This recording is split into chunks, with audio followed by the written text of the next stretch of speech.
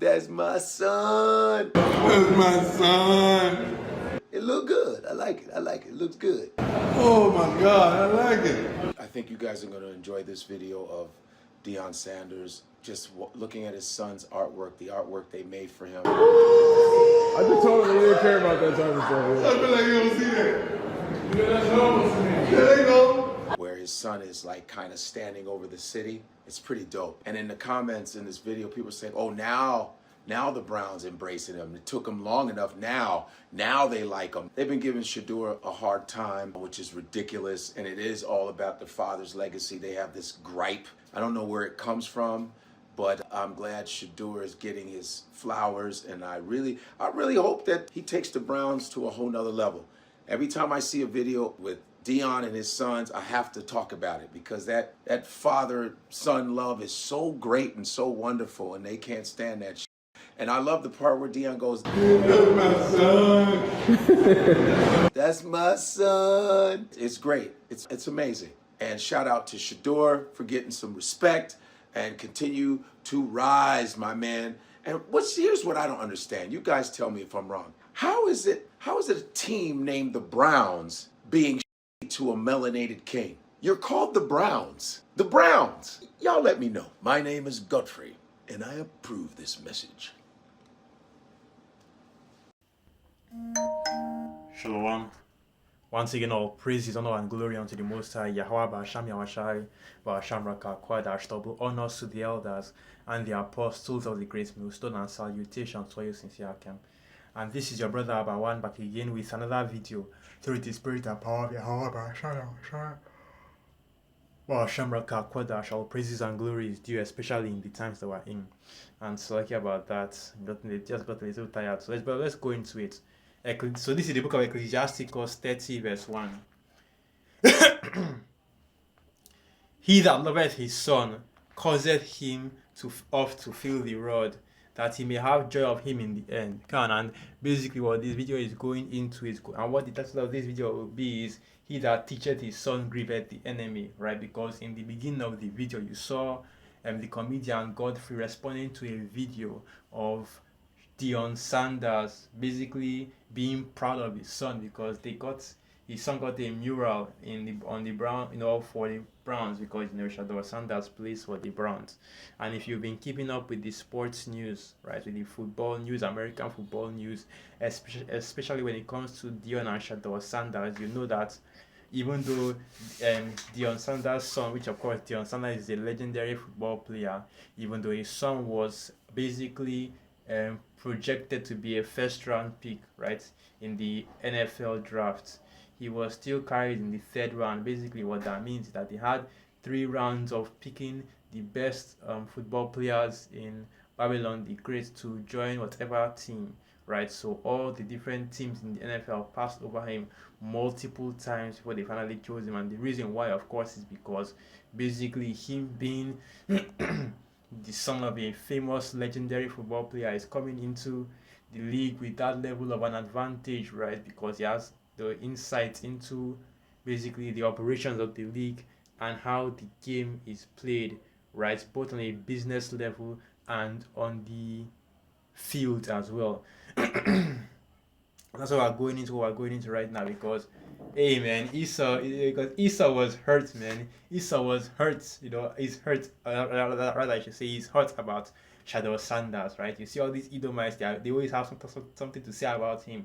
Oh, he's arrogant, oh, he's cocky, right? Oh, he needs to be humble and things like that. And the reason why, of course, is because his father, right, Deion Sanders, his father basically trained him up not only as a man but also as a football player to the point and the level of success that he's in right now. Because I don't really know how to measure football stats or anything like that, but I heard that the first game that he played in, he did very well, okay? And now they are putting up a mural of him, right, the team that he's playing for. And look at the pride that Deion Sanders had for that. And that's the reason why they keep you Jakes, you Israelite men, out of the house. Ecclesiasticus 30 verse 2. He that chastiseth his son shall have joy in him, and shall rejoice of him among his acquaintances. He that teacheth his son grieveth the enemy, and before his friends he shall rejoice of him. And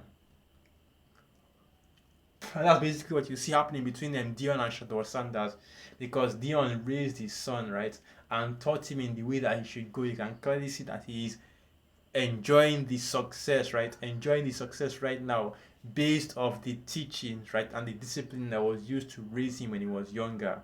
Now, of course, as the scriptures say, they do it to obtain a corruptible crown, right?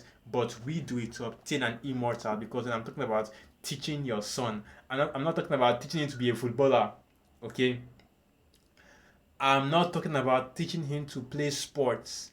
I am talking about instructing him in the ways of the Most High Yahweh Ba'asham Yahweh Ba'asham Rakakwadar. So let's get this precept real quick, okay? Because that's what I'm talking about right here. Because yeah, Dion Sanders raised his son Shador Sanders well, and now he has success. But guess what? They have obtained, as the scriptures say, a corruptible crown, not an a corruptible crown. So this is the book of 1 Corinthians 9 verse 25. And every man that striveth for the mastery is temperate in all things. Now they do it to obtain a corruptible crown, but we are incorruptible, right? So he's fighting for, Shadow Sanders in this case, right?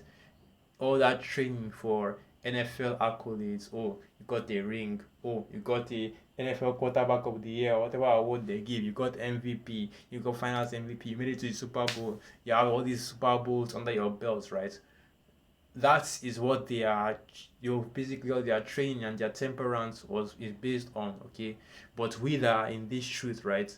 Our training, our temperance, our striving for mastery is in order to be delivered, right? In order to be delivered from the coming destruction, and to be raised up in the name of the Most High Yahweh Ba'asham Yahweh Ba'asham Rakakwadar, okay? And that is what you as a man of the Lord, you as a Hebrew Israelite should be instructing your son in. They want to do a project, Shadow Sanders, project Mbappe, right? Project whatever, you can still have that going on the side, but the primary thing that you should be teaching your children, we should be teaching our children as Hebrew Israelites, is exactly that. The fact that we are the Hebrew Israelites, okay? That's why the scriptures say, and we'll go back to that, right? He that teacheth his son grieveth his enemy. Ecclesiasticus 30 verse 4.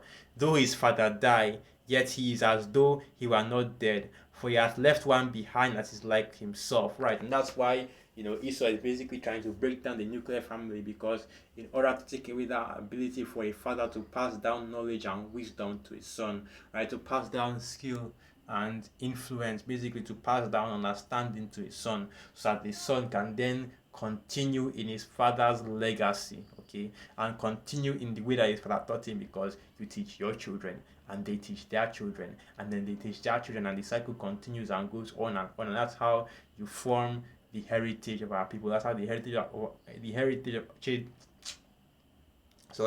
that's how the heritage of our people was set up, and that's how a true heritage and a true nationality is set up, okay? Not you going out here and adopting random children and teaching and talking about something. You teach them what you know. We are speaking about them physical, right? Fatherhood right here. But more important than that, we are speaking about Esau, Edom, basically taking away the man from the house, right? Let's get this precept real quick. After all, it's not written that children are their oppressors, right? The children, of course, referring to Esau, Edom, and women rule over them. Isaiah 3 verse 12. As for my people, children are their oppressors, and women rule over them. O my people, they which lead thee cause thee to err, and destroy the way of thy paths. And that's exactly what you see happening right now, okay? The way of the path of our people, which of course basically represents, right, like I said, in this case, the nuclear family, right? Him that teaches a father that teaches his son in the way that he should go. After all, it's not written. Let's get that precept, right? That he should bring up a child in the way that he should go. And let's see if I can remember how that precept goes, right? Or raise a child, something along those lines, right? Raise a child in the way that he should go, and when he is old, he shall not depart from it. Okay, I forgot how that precept goes.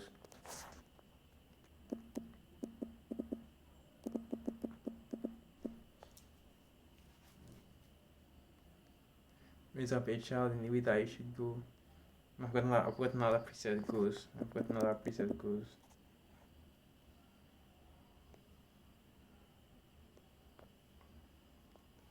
Let's look at another preset. Here it is. So this is the book of Proverbs 22 verse 6. Train up a child in the way he should go, and when he is old, he will not depart from it. Right? And that's why Esau Edom keeps doing more and more to keep your children away from to keep children away from their parents, right? And that's why you see these devils, putting in all these unrighteous decrees and all these unrighteous lessons and pseudosciences in the school system right now, because in order to grab the mind of the kids and to indoctrinate, okay. And let's see if we can find that real quick. Let's go to that. That should be oh, I'm just opening it up in this team. Okay, I don't need to open it up in the team. You just need to get the word indoctrinate. So let's just let's just do it here anyway. Let's just do it here anyway. And so like about that, I'm just talking to myself, trying to figure out the best way to bring out this word right here. So the word that we have for today is indoctrinate.